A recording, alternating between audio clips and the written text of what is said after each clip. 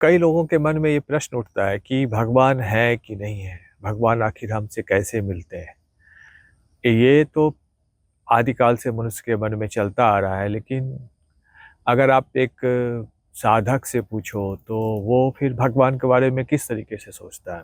हमारा जो दर्शन है, वेद है, उपनिषद है या हमारे जो शास्त्र हैं, वो भगवान के बारे में किस तरीके से प्रमाण देते हैं, मैं आपका ध्यान थोड़ा उस ओर आकृष्ट करता हूँ। हमारे वेदों में उन्हें ब्रह्म कहा गया है और ब्रह्म का मतलब क्या? जो वर्धमान है, जो बढ़ता हुआ है। क्या आपने कभी किसी चीज़ को बढ़ते हुए देखा है?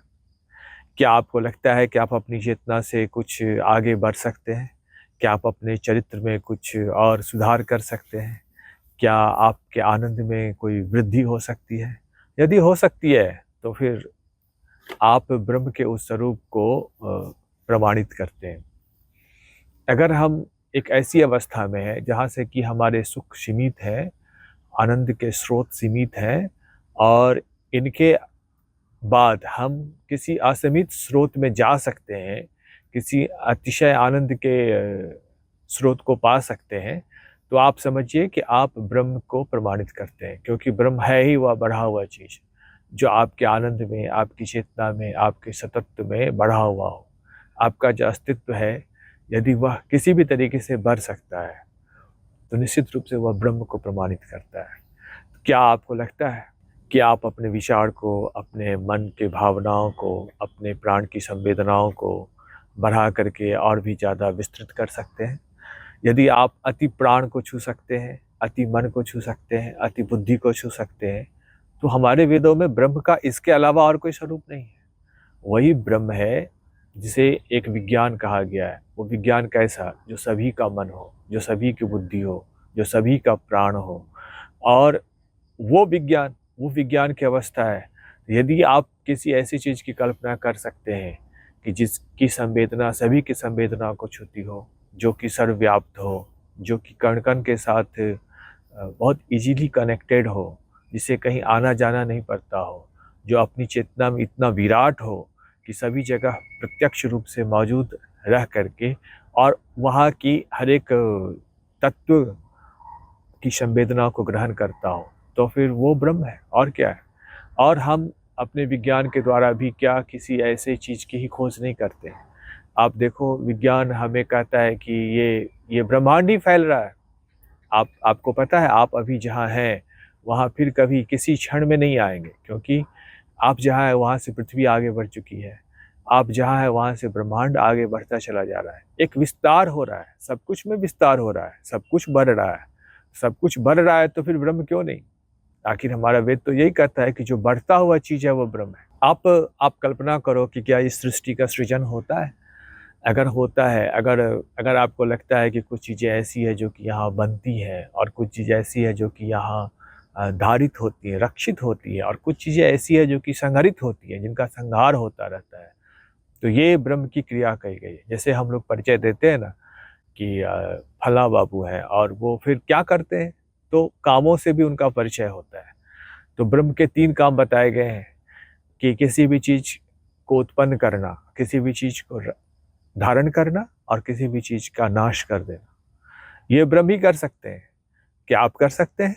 क्या मैं कर सकता हूँ? नहीं। आप गौर करके देखो, इस संसार में आप कोई एक चीज़ पैदा नहीं कर सकते हो। आप बस रूपांतरण कर सकते हो। आपके पास जो चीज़ें हैं, आप उन्हें एक दूसरे में निवेश करके कुछ और चीज़ें बना सकते हो, बट आप कुछ भी नया बना नहीं सकते हो।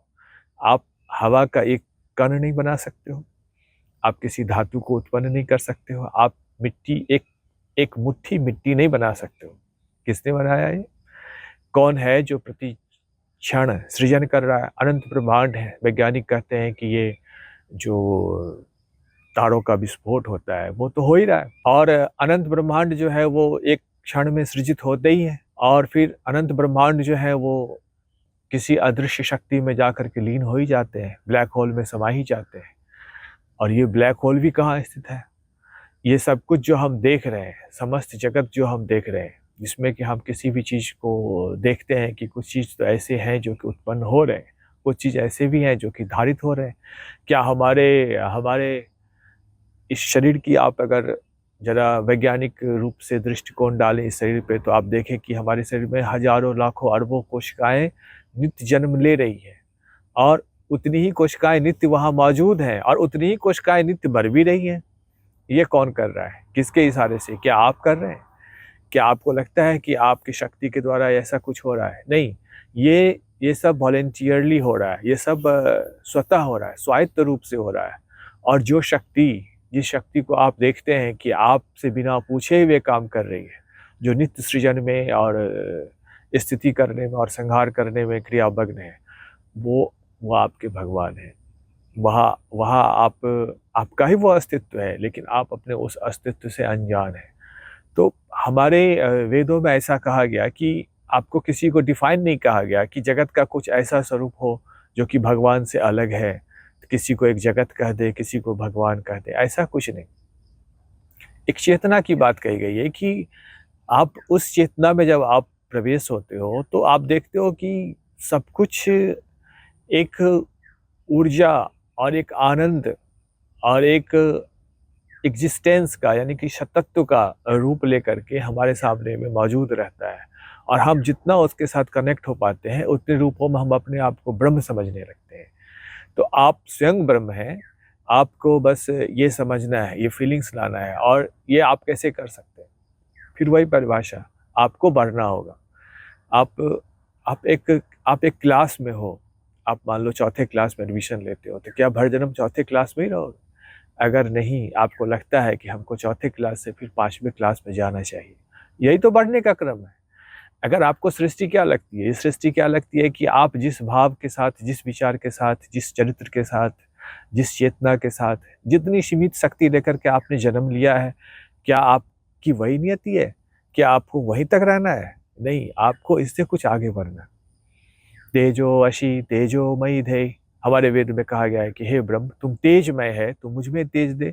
ओजो अशी ओजो मयि धे, बलम अशी बलम मयि दे। ये कौन कह रहा है कि आप बल स्वरूप हैं, आप ओज स्वरूप हैं, आप तेज स्वरूप हैं? तो आप मुझ में उस तेज को, उस बल को, उस ओज को, मन्यु ऋषि मन्यु मयि धे, उस मन्यु को आप मुझ में क्या करें?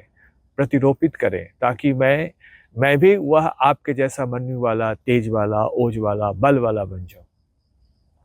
तो अगर आपको लगता है कि आपकी शक्ति सीमित है, अगर आपको लगता है कि आपको कुछ आगे बढ़ना चाहिए, तो यही अपने आप में भगवान को प्रमाणित करता है। भगवान को सिद्ध करने के लिए कुछ और नहीं समझना है, आपको देखना है कि हम जहाँ हैं वहाँ से अगर हमें उठना है।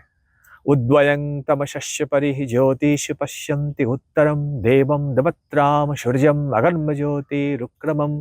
वेद कहता है अपने स्वरूप को छाड़ करके उठो, अंधकार की एक परदी से दूसरे परदी की तरफ जाओ, तुम्हें देव मिलेंगे, देवता मिलेंगे, देवताओं के भी देवता मिलेंगे, सूर्य मिलेंगे, और सूर्य से भी बहुत बड़ी ज्योति वाला, अनंत प्रकाश वाला ब्रह्म मिलेंगे।